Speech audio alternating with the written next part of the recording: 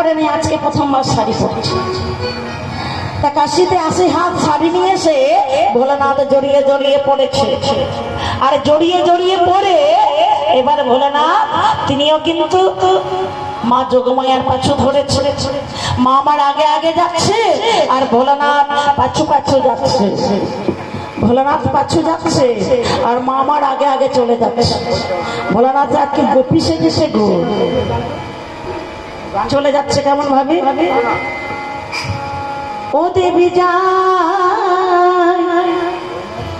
নেচে নেচে যাই গৌরী, নেচে নেচে যাই, নেচে নেচে যাই গৌরী, নেচে নেচে যাই, নেচে নেচে যাই গৌরী, নেচে নেচে যাই। তাই গৌর হরি হরি নেচে নেচে যাই, নেচে নেচে যাই গৌরী, নেচে নেচে যাই, নেচে নেচে যাই গৌরী, নেচে নেচে যাই। ও বাবা ভোলানাথ, বাবা ভোলানাথ, ভোলানাথ পিছে পিছে আরে যাই গৌরী,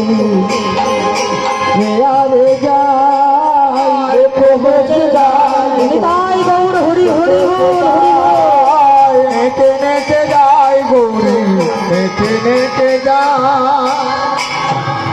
ভোলানাথ গৌরীর পেছু পেছু ধাই। তাই যাই না ভোলানাথ রাসমঞ্চের দুয়ারে এসেছে।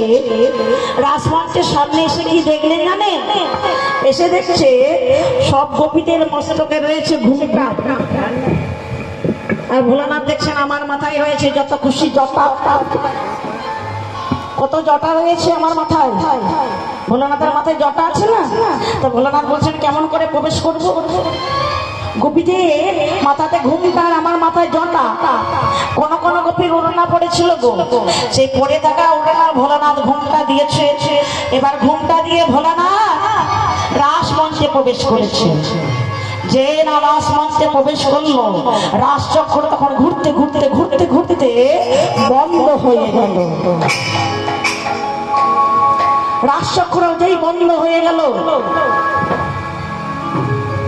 ভগবান কৃষ্ণ দেখছে নাকি এতদিনে সাধনা লীলা নিশ্চয়ই আমার গোপীরা ছাড়া এখানে কেউ এসেছে। গোপীরা ছাড়া নিশ্চয়ই কোনো পুরুষ এসেছে। কে এসেছে আমায় পরীক্ষা করতে হবে। গোপীদের সব বদনগুলো